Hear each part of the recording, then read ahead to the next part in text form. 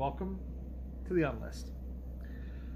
Fragrance surprises, part 2. Like the surprise look on my face when somebody walks in wearing 15 sprays of Dior Sauvage. I kind of go like this. When I smell that much Sauvage drift into the room like a noxious poison cloud. Don't get me wrong, I like Sauvage in small doses, but the problem is nobody ever wears it in small doses, so I never get to enjoy it. I always run from it instead. So, part 2 of Fragrant Surprises. Basically, perfumes that completely surprised me when I picked them up, that smelled nothing like they looked, smelled nothing like other people described them as, and basically just destroyed all expectations I could have ever had for them.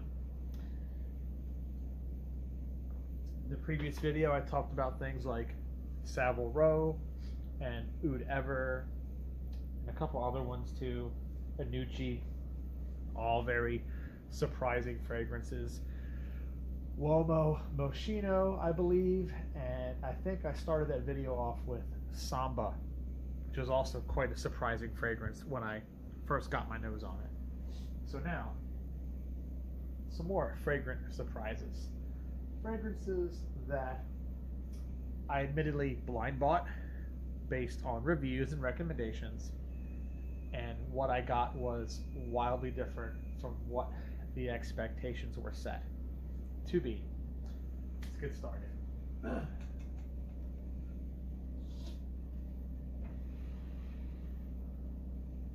So, let's talk about this one. Quartz Pom by Parfums Molyneux. Now, if you're someone who has any experience with Parfums Molyneux, then you will know that a lot of their other men's fragrances are much heavier.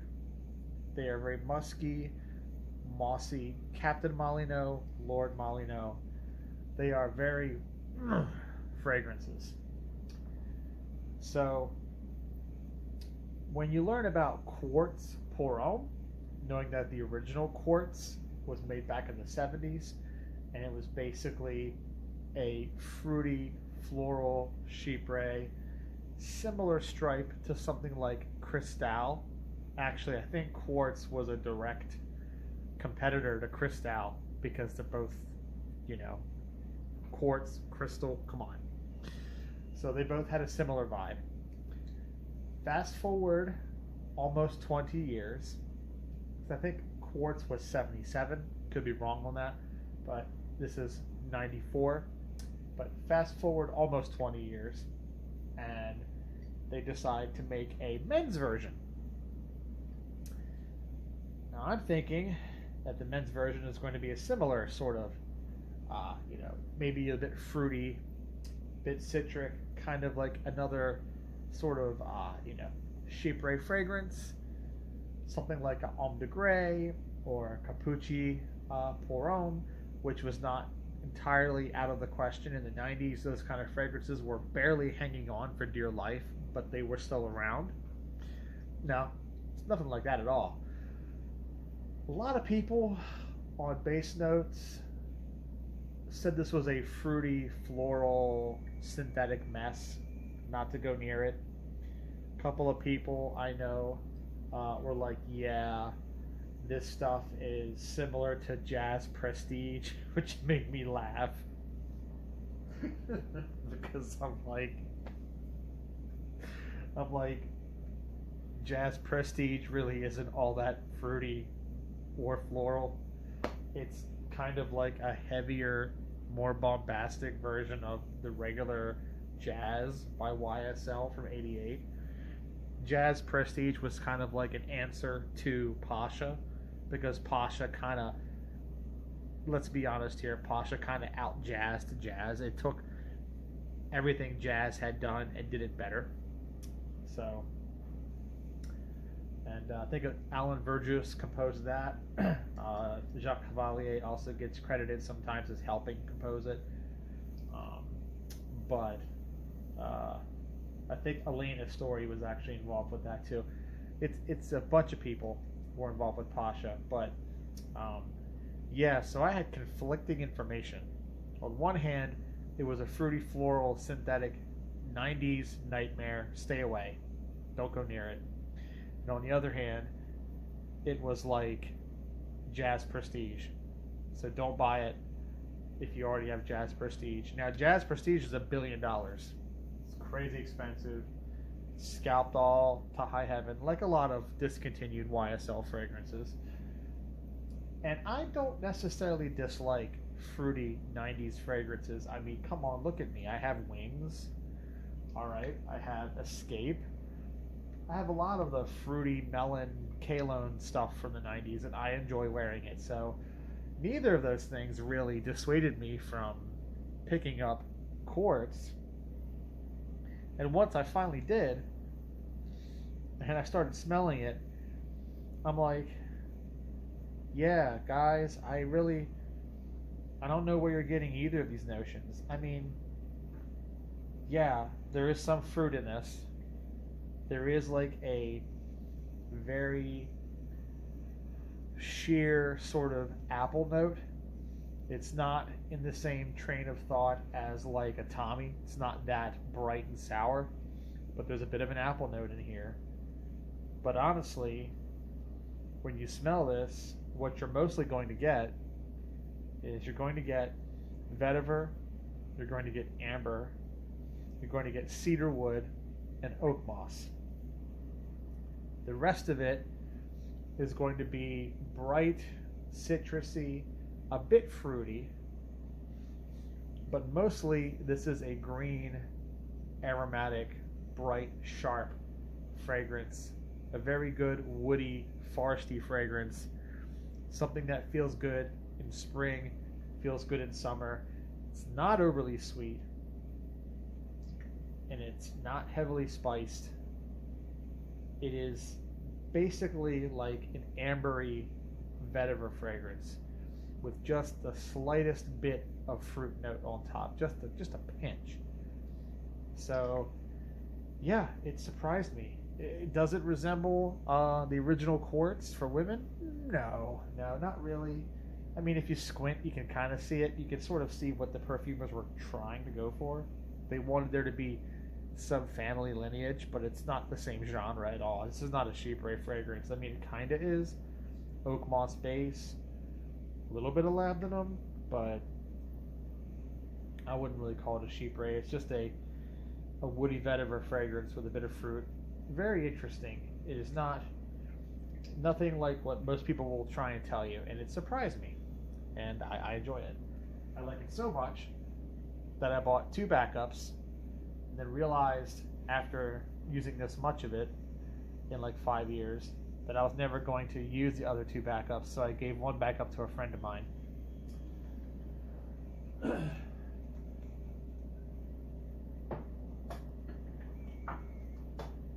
Being as inexpensive as it is, I would tell you not to really worry about backups. Not really. Now, another fragrance that really surprised me when I smelled it. It's nothing like I was expecting.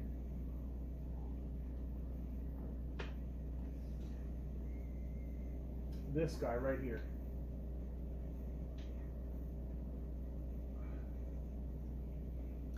The ultimate tracksuit fragrance, the Sergio Tashini, right? Every Italian mobster or Russian gopnik who wears the tracksuits when they go around bullying their fellow neighbors, you know, getting their protection money, whatever it is they do, right?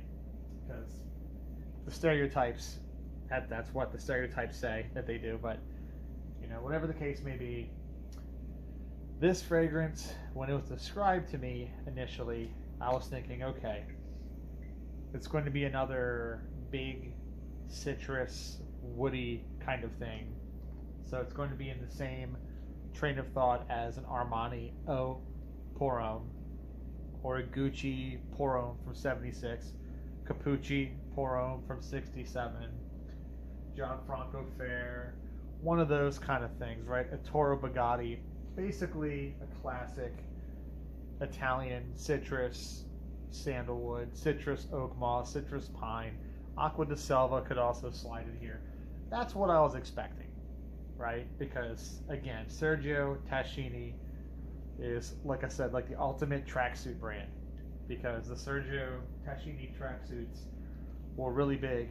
Maybe not in 2025, but a lot of the usual mafia characters loved wearing this brand in the 80s and 90s.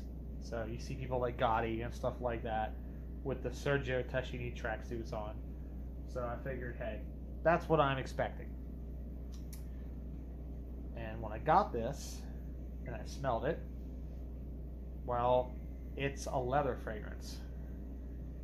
But not just any leather fragrance. It has probably the single biggest dose of Styrax I think I have ever smelled in a fragrance.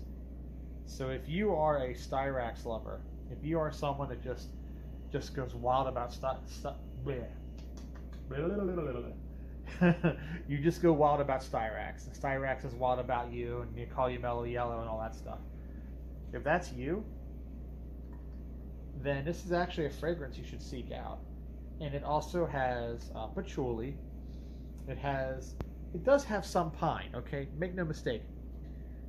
The usual Italian tells are still in here.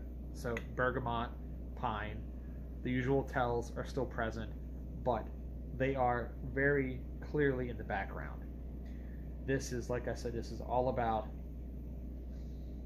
galbanum, Styrax, patchouli, isobutylquinoline. This is a leathery, green leather, woody fragrance. It's not going to be like Bandy, okay? Nothing like that. It's not on that level, but it's in that bloodline. In fact, the woody materials in this, namely the pine and the sandalwood, they kind of give you the impression of a powderiness because of the way the wood notes interact with the Styrax, the patchouli, the leather. They add this kind of almost abrasive woodiness that kind of reads like powder sometimes. And that's none of your classic 80s or 70s Italian fragrances, none of them smell like this. None of them do.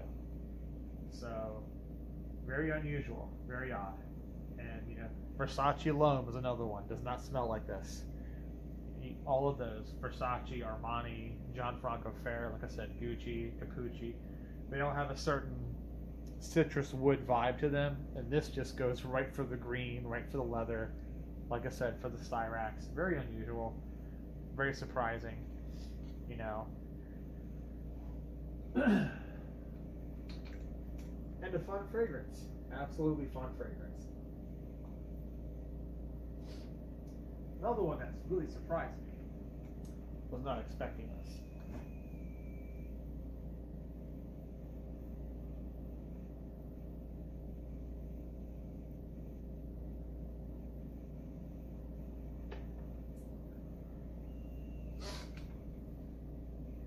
This guy right here.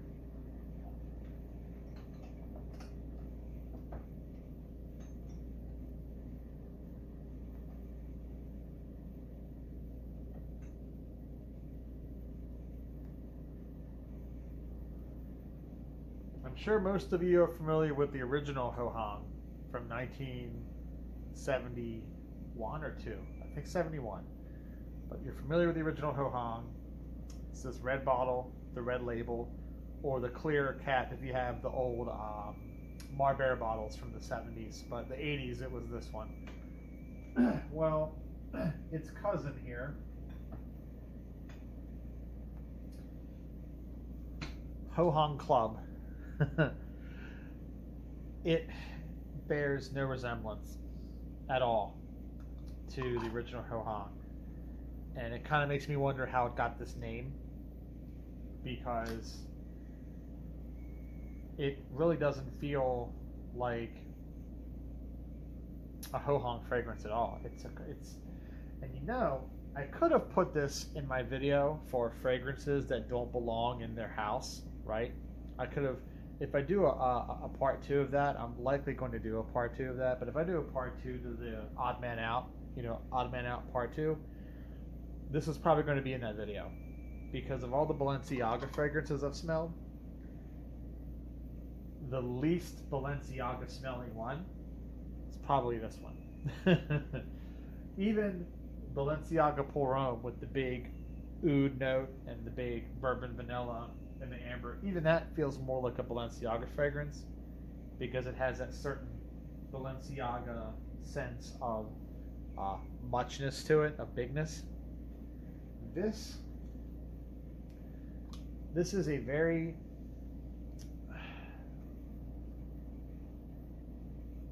it's carnation and patchouli and leather, and the way the carnation blends with the leather notes, it gives you a sort of subtle sour black cherry vibe. And what's really interesting about this is another fragrance does that too. Actually, 2 other fragrances do that. French Line by Revillon does that from '84. Futuros by Aubusson also does that. This is from, I think, '87 or '88. And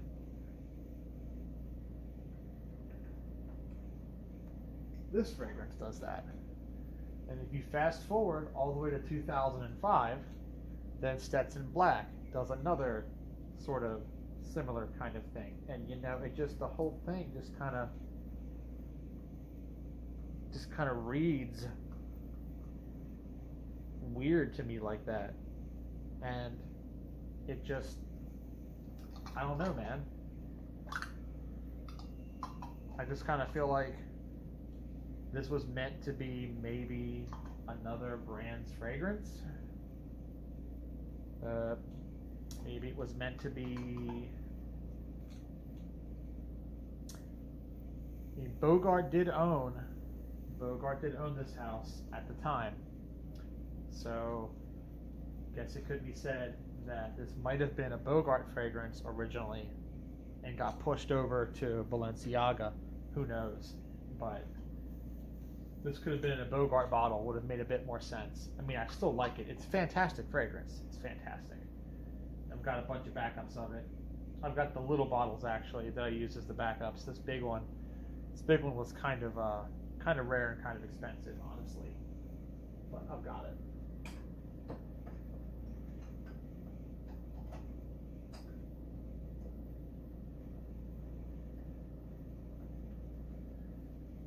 Another fragrance that is rather surprising, was a big surprise to me when I smelled it. And it's a fragrance that I also feel like gets unfair comparisons. And it's this guy right here.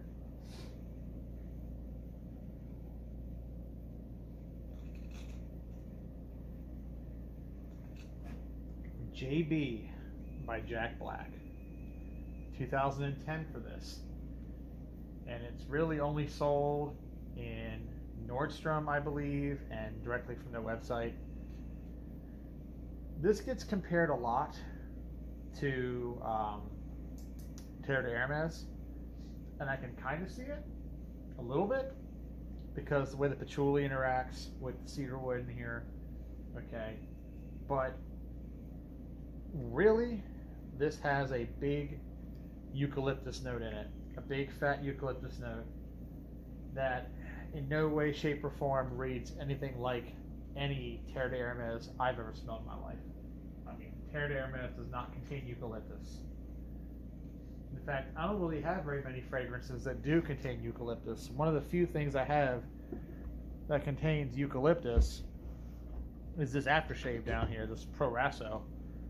So eucalyptus is in this, but if I want to smell like eucalyptus throughout my day, there's no real way to do it besides this. And honestly, that makes this a big surprise to me. So while I don't want to say that the Terre de Hermes comparisons are completely unfounded, it's one of those things where if you kind of go, you squint at it, you can kind of see it, but no, it's not really there. Not really. Not really. It's a pretty unique fragrance. I wish it got more love, honestly.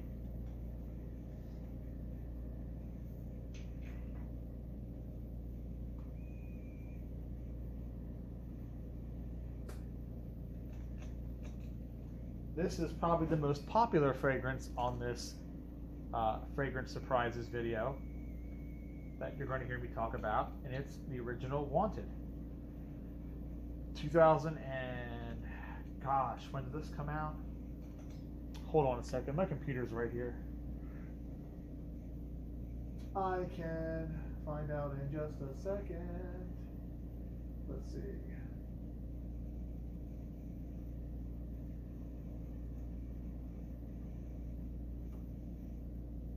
2016. Here we go. Hooray for the internet. So, everyone said this smelled like a clone of Bleu de Chanel.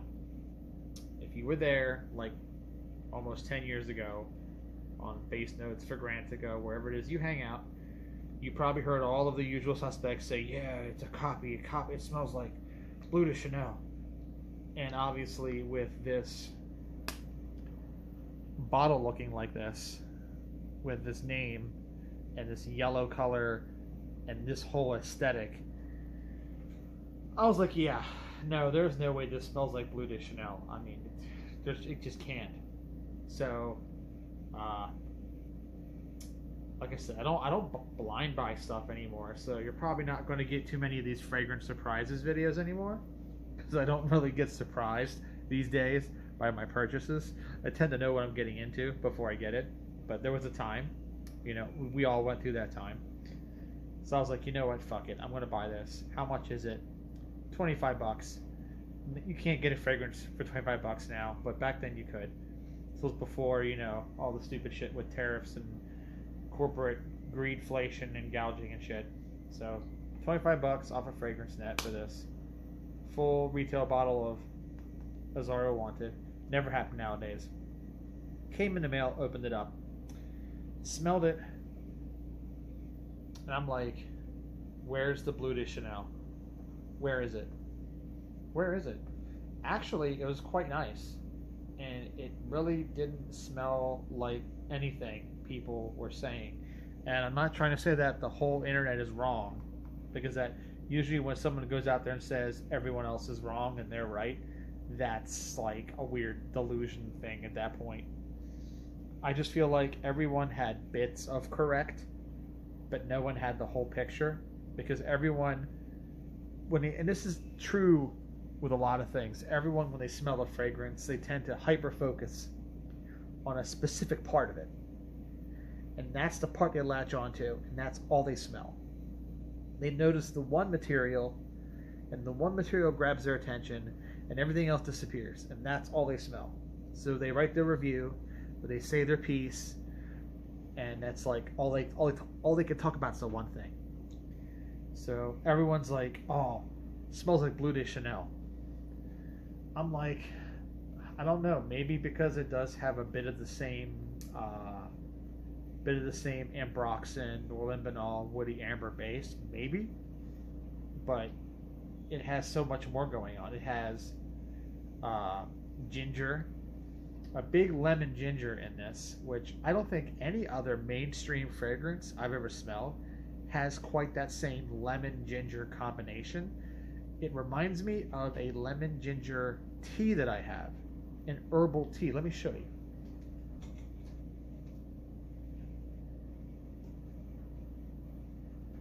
This this lemon ginger herbal tea that I have. Azaro Wanted, the original one now, not any of the flankers. It smells a lot like this. I want to crack this open. I want to smell it. Yeah, see? Yeah. Yeah. Yeah. I mean, look at this. Yeah. This is sweeter, obviously, because it's got a bunch of synthetic things that make it sweeter, but it's the same premise.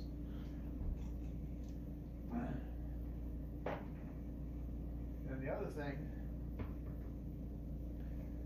no one ever seems to talk about is there is a Nag Champa note in here. It's subtle, and it may not even be listed in the official pyramid, but there is a big inference of Nag Champa in here. Not as heavy as a proper Nag Champa fragrance, so don't think Furio, don't think Darren Allen, Sacred Smoke, don't think any of that stuff. It's very slight, but is clearly inferred. And yeah, it's a pretty, honestly, it's a pretty adventurous mainstream designer fragrance. It's still pleasant, still, I guess, compliment getting if you're into that. I don't really care, but still pleasant, people pleasing, all those things. But it just has a lot of weird creativity to it, and I don't get the Bleu de Chanel at all. And a lot of the flankers for this are god awful or boring and not worth your time. But this original Azaro Wanted from 2016, yeah, solid, completely solid, and fairly surprising. Now, last but not least, another big surprise to me.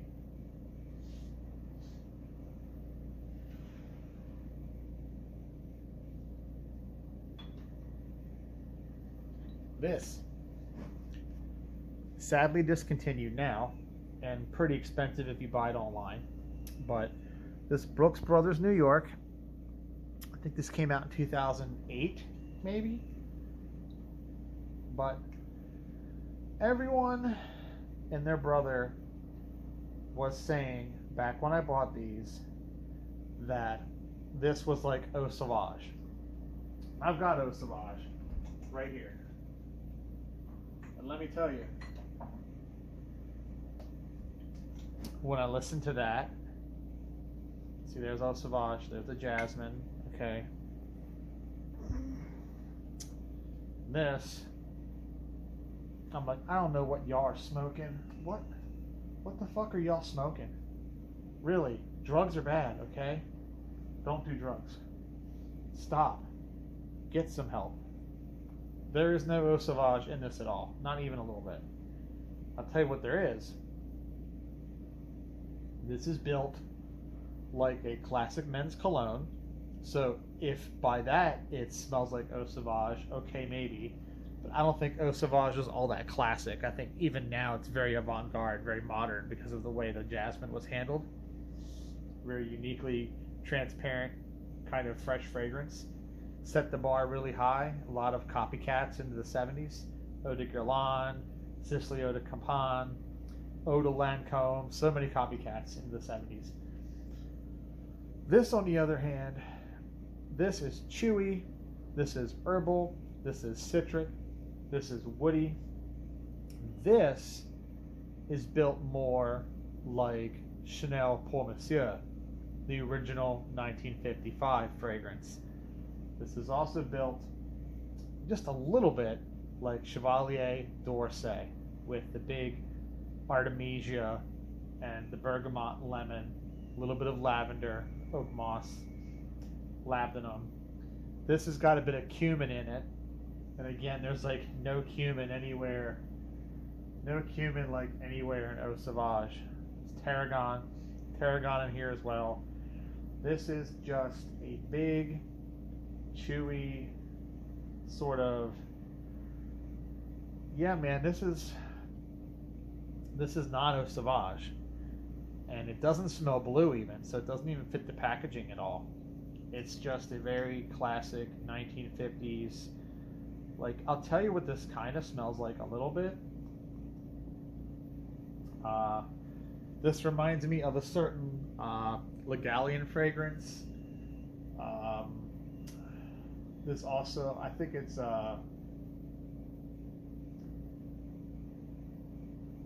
one of the numbered ones. And this also reminds me a bit of Eau d'Adrian. That's it. Eau d'Adrian by Annick Goutal. If you like Eau d'Adrian by Annick Goutal, if you like Chanel Pour Monsieur, if you like a lot of that sort of, particularly, again, chewy, herbal, woody, citrus, a little bit funky and musky, if that's what you like, then yeah, this is for you. I'm trying to think of which one of these samples. I've got a sample of it. One of these samples in here I have down there. It's of a certain Legalian fragrance. It's a numbered fragrance. It doesn't have a name. And this reminds me very much of that. And I think, can't recall that one right now, but that fragrance, Eau d'Adrian, probably a bit. And again, Pour Monsieur, just the cumin is really what's making this so much not like Eau Sauvage. Big surprise. Wonderful fragrance. Like I said, very classic, very woody, citric, clean, just the right kind of musky. Not animalic musky, not that kind of musky. But yeah, it's just, it's not Eau Sauvage at all. So alright guys, there you have it. Fragrance Surprises Part 2. So name some of your fragrance surprises and we can go over them in the comment section. Thank you for watching, and I will catch you next time.